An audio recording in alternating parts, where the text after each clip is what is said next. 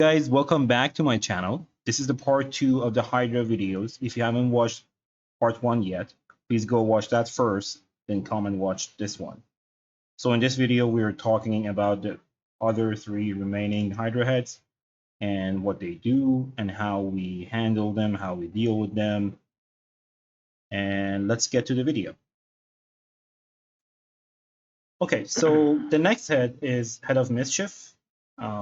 One of the very, very annoying heads that if you don't deal with is going to cause you a lot of issues. So, Rob, Wrigley, what does this head do? Can you offer some suggestions on how to deal with this head? Either have a lot of bourbon on hand or have a really good mischief tank. That's the best way to deal with mischief. Actually, there's no one too. There's hex. But yeah, in all seriousness, the two best ways to go about it, main ways. There's a couple little caveats. Would be having a hex champion, or having a mischief tank. So I'll touch on the hex champion first. So hex is a debuff.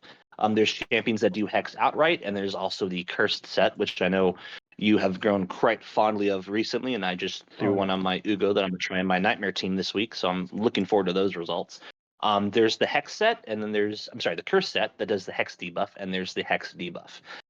Putting hex out will make mischief targetable, because by default, the mischief head is not targetable. He has a 75% chance of deflecting an attack that you put on him onto someone else. So being able to put a hex debuff on him, whether you're landing it from, let's say, Mathrala, who is a great Hydra champion, and it's very comical and very like Plarium to put a Hydra champion behind doing so many weeks of Hydra to get her. But she's definitely worth the grind. So please keep at it, even if you don't have her yet. She's a champion that is worth it, and more than just in Hydra too. Mathrala is a hexter that comes to mind.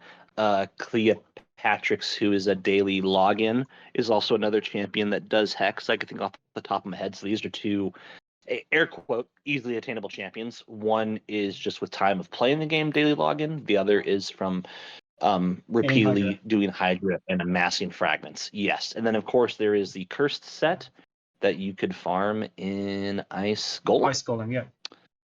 Yes. So it's so funny. Ice Golem was a dungeon that is loathed by so many, but when you start hitting Hydra, soon Ice Golem becomes, I want to say your favorite dungeon, but becomes the dungeon that you're farming the most because so many of the sets there are great for Hydra as well as other caveats of the game.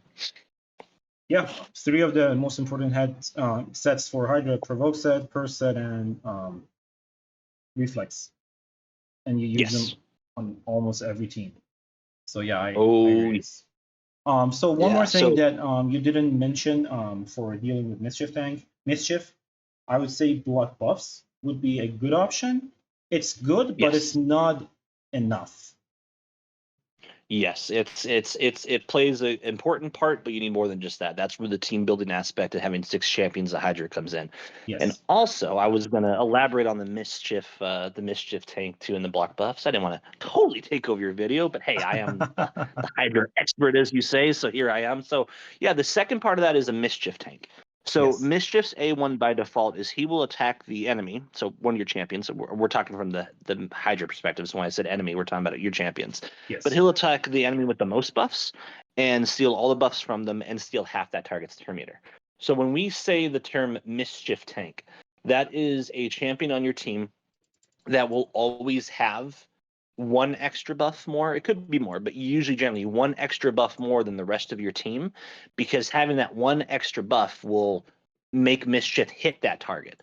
But it's also not just having the one extra buff, it's also having the most resistance on the team, because you can resist the buffs being stolen and the turn meter being stolen.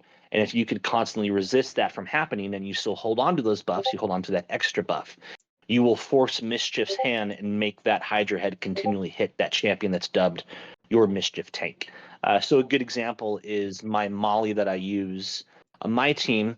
She has a Provoke, which we didn't touch on before. It could also be a 2-turn Provoke. We forgot to mention that earlier.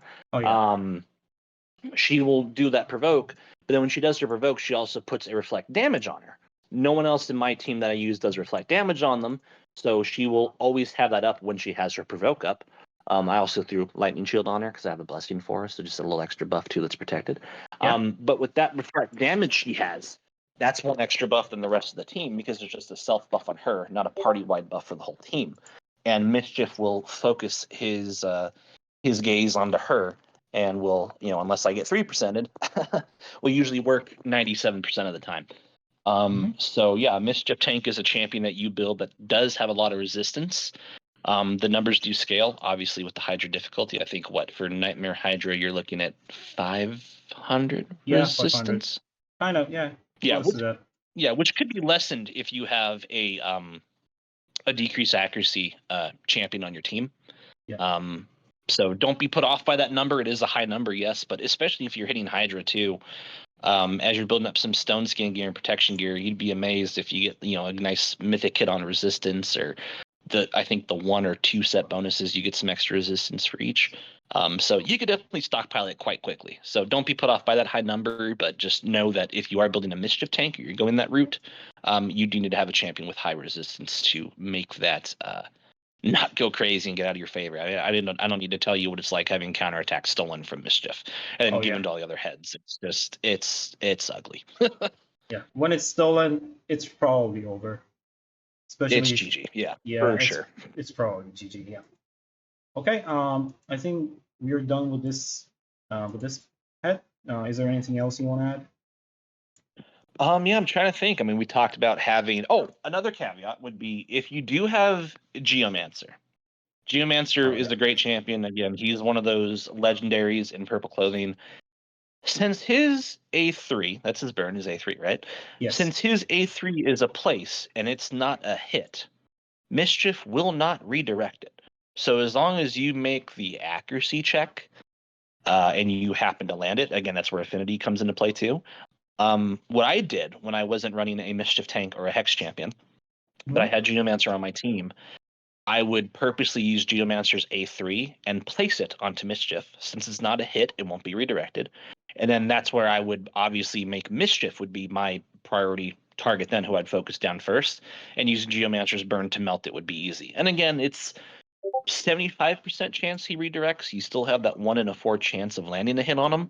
I just had a run I scrapped earlier that was like a 50 million nightmare run because my Masha led got swallowed by Mischief, and I just couldn't get enough hits into him. I got some into him, but not enough.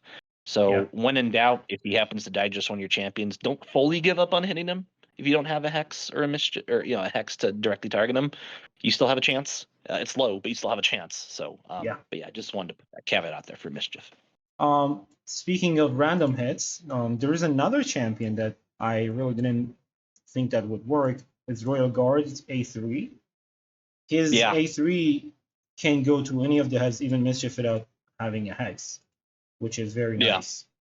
And it's pretty good. Decreased speed works fine. So I just wanted to mention that too. For sure. Yeah. There's a lot of champions if they do a place, like I'm thinking again, it's a meme here in the cluster, but like Mashaled, if he puts his leech out for everybody and you do the A1, he'll hit everybody under a leash. So then he'll hit Mischief anyway, because Mischief is then under the leech. Like that's the caveat. So be very mindful of your champion's skills. Definitely read them. Because you'd be surprised how much stuff you could still land on Mischief, even if you don't happen to be rocking a Hex to directly target him. Hex is always recommended, but it's definitely not needed, but obviously it would make your life tons easier. And just the extra damage you get too is just bonkers from Hex. We didn't touch on that. Just how much extra damage Hex adds to your team, regardless of Mischief is there or not. Hex is just such a sweet debuff. Yeah, I mean, I just ran a 100 million team for Brutal, and my Oboro, which is not built to really do that much damage, did almost as much as my Geomancer, just because of having a curse set. I saw that. Yeah. I don't know if you're showing it off on your screen right now. You should, but you did it. I'm not showing off. I'm just talking about like the damage that first set I mean that's good. I mean you hit a PB with that, and definitely with her being in that curse set. That's something I'd tout absolutely, because again, you don't have like for that brutal team you did was 101 million damage, and you don't have. It's not a team fully stacked with crazy legendaries or anything.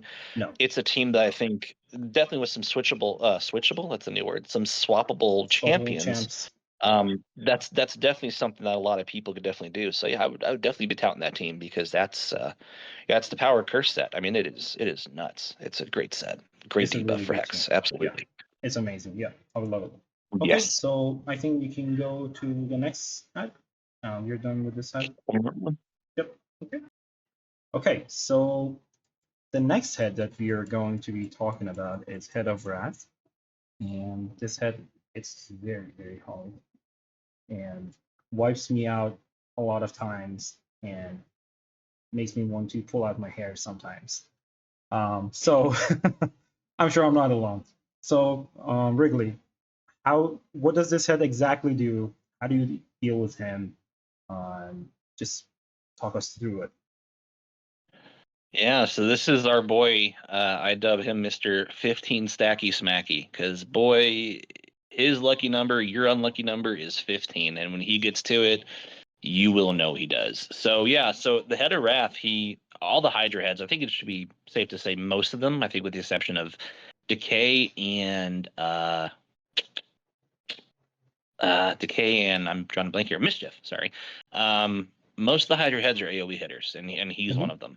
So yeah, he AoE hits and puts a big attack down on your champions. So he'll make your DPSers hit a little bit less.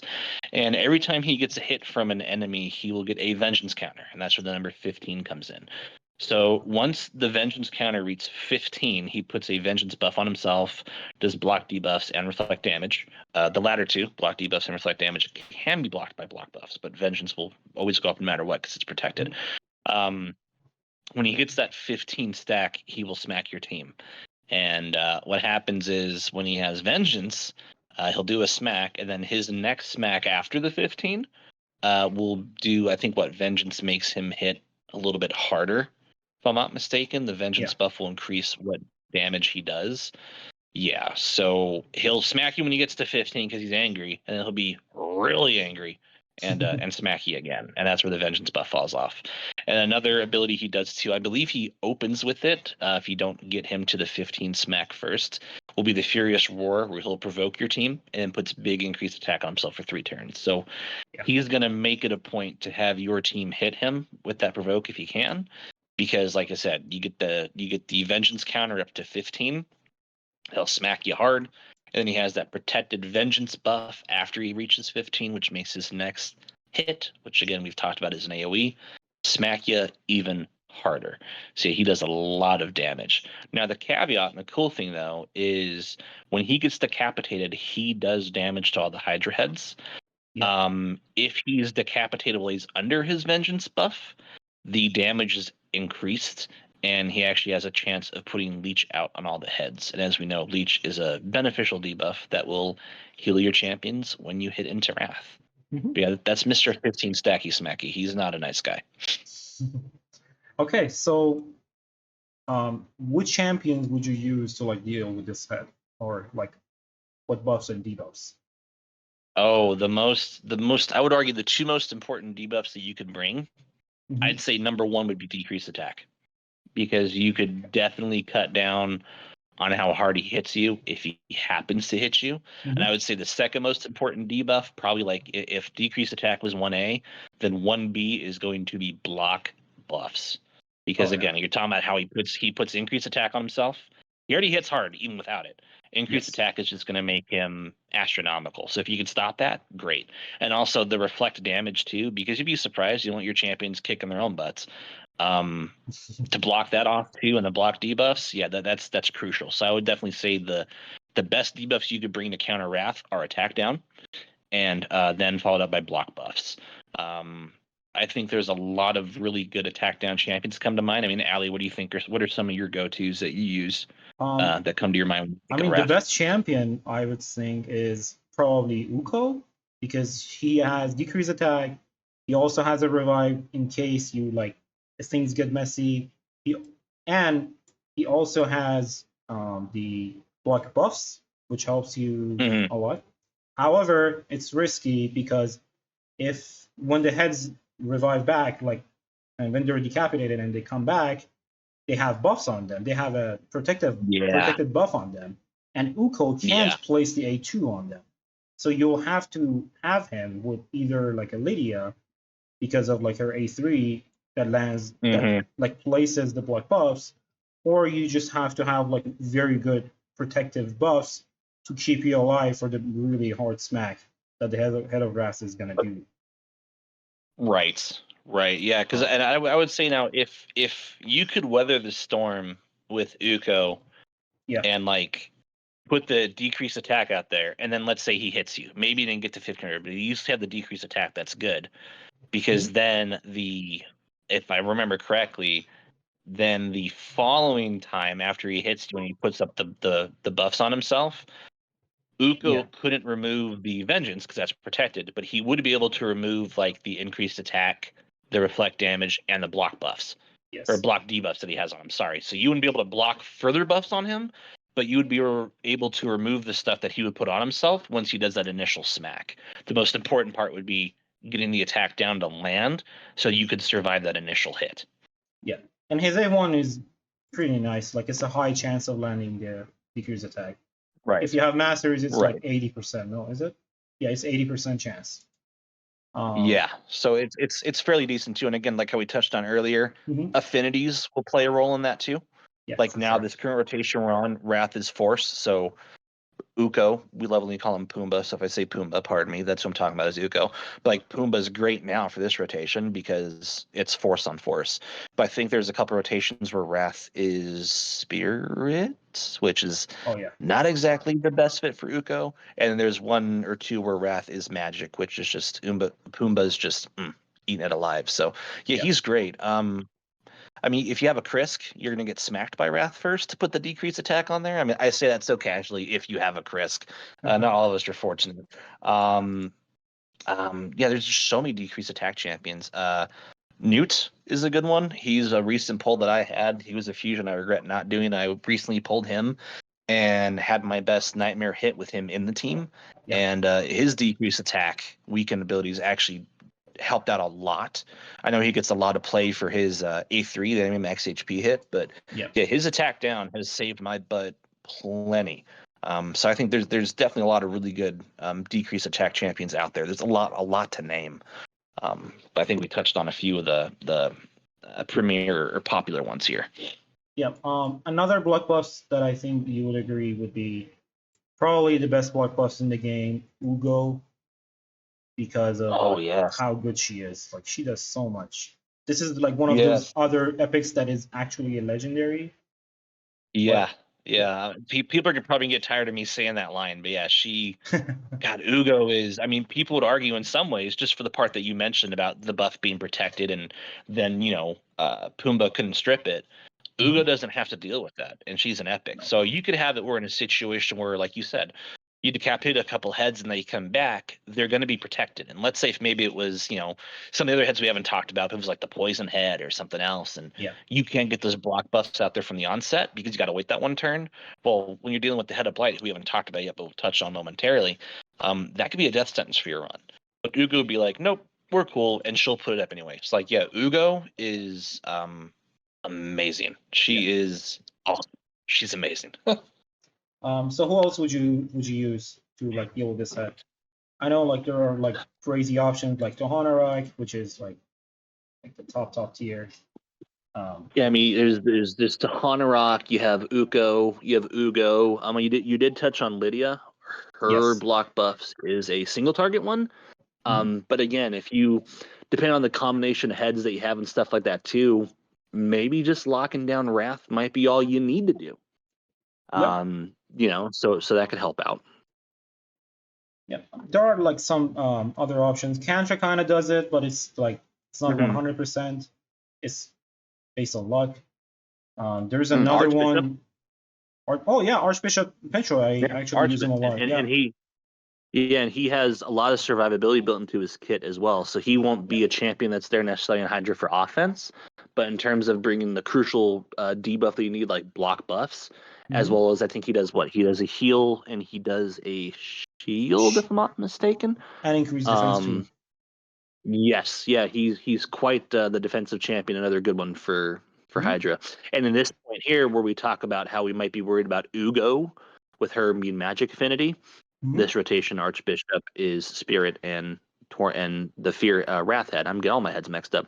The Wrath Head is Force, so Force Archbishop would be quite strong against him. So yeah, absolutely. Yeah, definitely. Okay, I think we're done with this set. We can talk about like the next set. Perfect. Yeah, let's do it. Okay, so the next set is the Head of Blight, or as we call it, the Poison Head.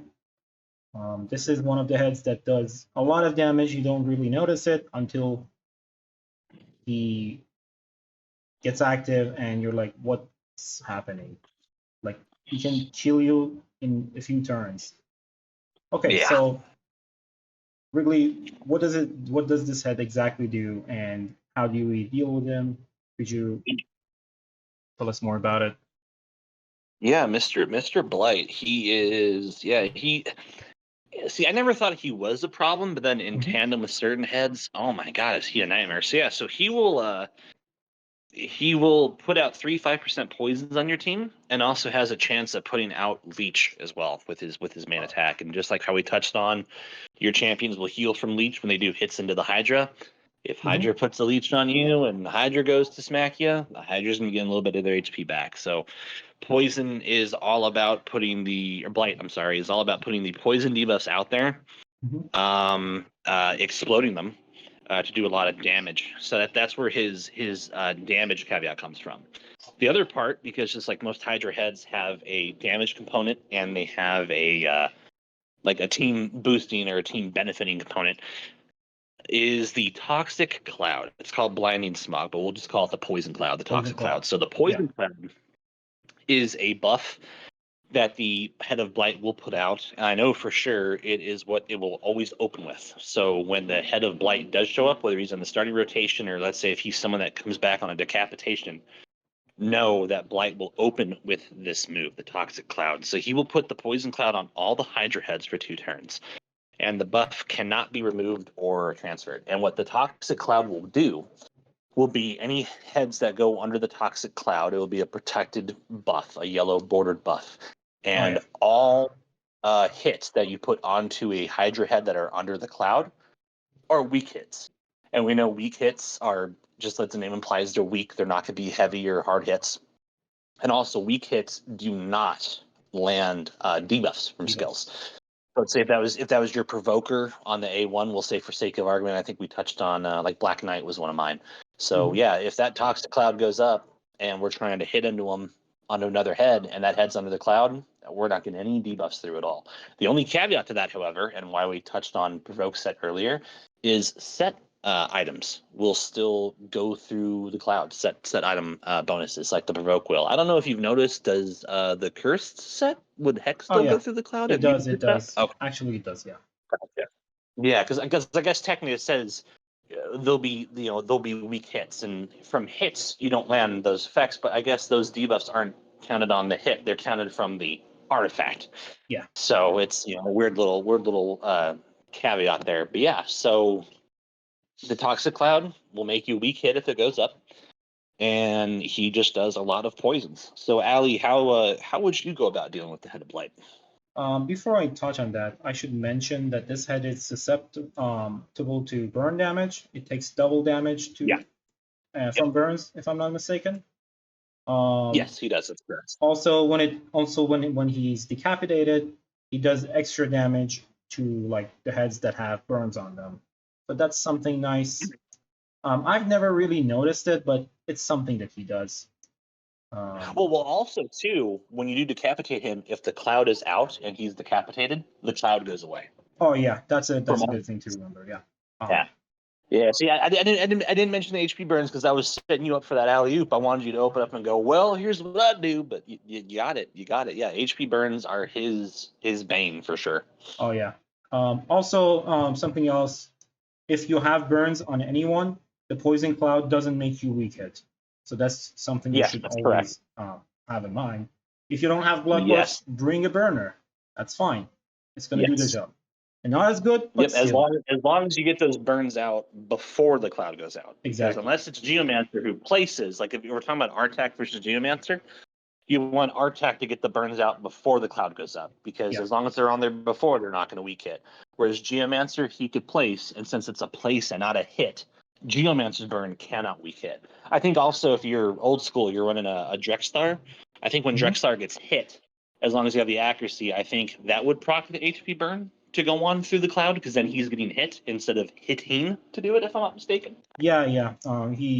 His A1 does the burns and his passive does the burns too, which lands on any of the heads. Doesn't matter if you have what buffs or poison cloud. Doesn't matter what you have on like at that head. It always lands. So that's a really good option. There is another champion that I think Khaleesi uses, Temesia. She places burns too that goes through. I guess the best way that I would use to deal with this head would be blood buffs, as we mentioned for like many of the other heads. Yep. And I guess the second best way that I would use to deal with this head would be burns. Yep. Those would be like the ways to deal with his poison cloud. However, he does a lot of damage, and he hits very hard, especially if you have increased attack on him. Like, I didn't think like this small head would hit so hard until I was like, oh my god, I don't have the increased attack, and this head is just I mean, he's not like a crazy smacker like Wrath, but when you think he is hitting that kind of hard, and then you think he's also like potentially exploding poisons on those swings, that could snowball into a lot of damage. Like that's the bad thing with certain rotations, like Blight and Wrath together. That's a nasty combo. That'll definitely make your tanks work for sure, because that is a lot of damage in a short time. It is not enjoyable. It's really not. So another way that I would use to deal with this set would be having decreased accuracy on the set.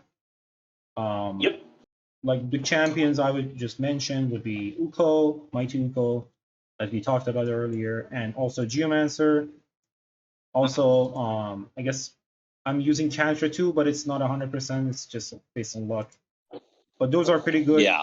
And if you combine it with like 260 to 300 something resistance, you would most likely resist the debuffs, which is very good.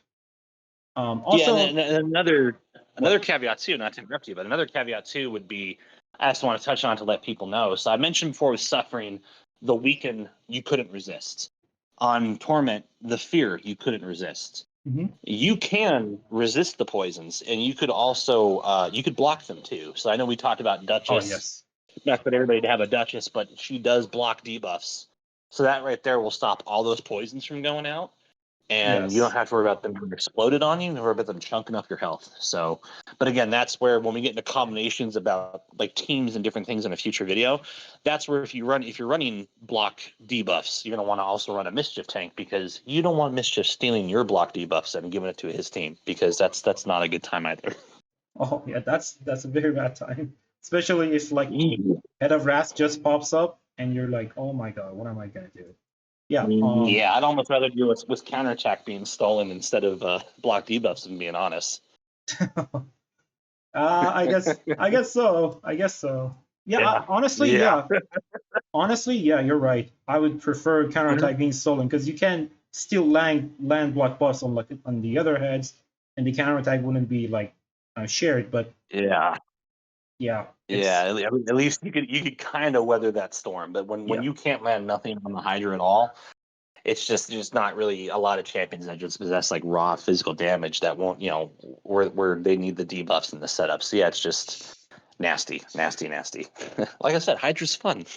Why don't more people try it? It's so much fun. So much RNG, so much fun, so many tries.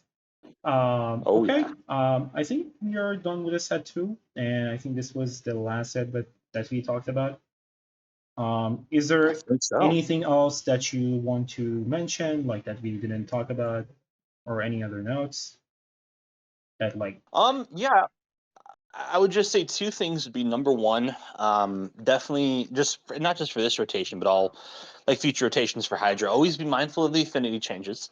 because there will be some champions that might do a similar role to another champion you're using. They might be better, they might be worse off that following rotation, so always be mindful of that.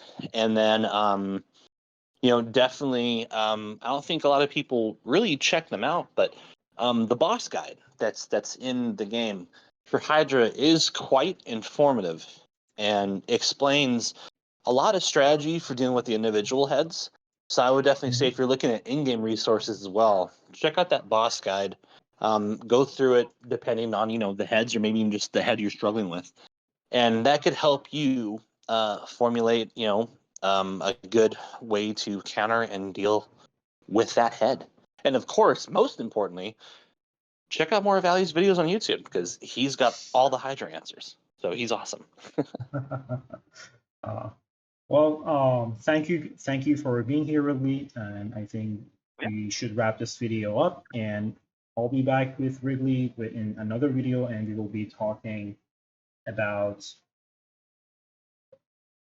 the like buffs and debuffs that we would bring in Hydra, and like their skills, the ways to do damage, so that you guys can know what exactly to bring.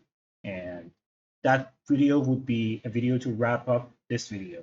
So definitely watch this to the end. Definitely watch these videos, these two first parts, and then watch the third one. I'll put a link of that video in this video, so you can just jump from this to the next one. So thank you for being here, and I'll talk to you guys later.